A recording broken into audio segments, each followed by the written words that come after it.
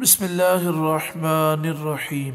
جیسا کہ آپ پہلے بھی سماعت کر چکے کہ امیر المجاہدین استاد محترم شیخ الحدیث و تفسیر فنا فی الرسول یادگار سلف عاشق رسول محافظ عقیدہ ختم نبوت محافظ ناموس رسالت الحافظ القاری حضرت علامہ مولانا خادم حسین رضوی علیہ الرحمہ آپ یہ حدیث سنایا کرتے کہ نبی کریم صلی اللہ علیہ وآلہ وسلم نے ارشاد فرمایا، من کان یؤمن باللہ والیوم الآخر، جو اللہ پر اور آخرت کے دن پر ایمان رکھتا ہے، فلیکرم ضیفہ، اس پر لازم ہے کہ وہ اپنے مہمان کا ادب کرے۔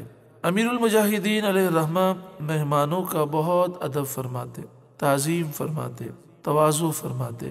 اگر کھانے کا وقت ہوتا تو انہیں کھانا پیش کرتے، چائے پلاتے اور کئی گھنٹے لوگوں سے آپ ملاقات کرتے۔ لوگوں کی بات آپ انتہائی توجہ سے سنتے، غریب آتا، امیر آتا، بڑا آتا، چھوٹا آتا، سب کو آپ اہمیت دیتے۔ اور یہ سنت مبارکہ بھی ہے کہ لوگوں کی بات توجہ سے سننا۔ بسا اوقات کافی دیر لوگ گفتگو کرتے اور آپ خاموشی سے سماعت کرتے۔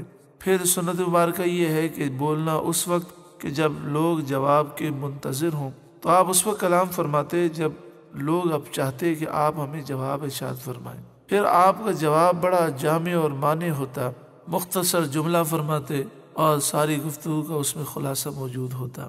اچھی باتوں کی حوصلہ افزائی کرتے، چاہے وہ کہنے والا بچہ ہوتا، اس کے جانے کے بعد بھی ذکر کرتے کہ کتنی پیاری بات اس نے کہی۔ آپ کی عادت کریمہ تھی کہ اگر کوئی آتا آپ کی خدمت میں تو اکثر اوقات آپ اس سے یہ نہ فرماتے ہیں کہ بس اب آپ جائیں، مجھے بہت سارے کام ہیں، بلکہ آپ اس کی بات سنتے، مہمان نوازی فرماتے۔ کیونکہ سنت مبارکہ یہ ہے کہ نبی کریم صلی اللہ علیہ وآلہ وسلم سے کسی نے مصافحہ کیا تو جب تک اس نے ہاتھ نہ کھینچا، حضور نے ہاتھ نہ کھینچا، آپ نے اپنے ہاتھ کو جدا نہ فرمایا۔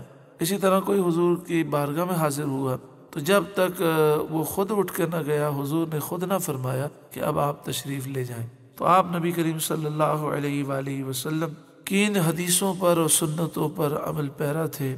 اللہ تعالی ہمیں بھی امیر المجاہدین علیہ الرحمہ کے اخلاق کے صدقے میں ہمیں بھی اخلاق حسنہ نصیب فرمائے۔ آخر میں امیر المجاہدین علیہ الرحمہ کا ایک قول سماعت فرمائیے۔ آپ نے ایک دن فرمایا، ساری عزتیں اس خاک پر قربان جس پر حضور صلی اللہ علیہ وسلم کی اونٹنی مبارک نے ایک مرتبہ پیشاب کیا ہو۔ اللہ تعالیٰ امیر المجاہدین کے افکار کے صدقے میں ہمیں سچا عاشق رسول بنائے، آمین، صلی اللہ علیہ وآلہ وسلم۔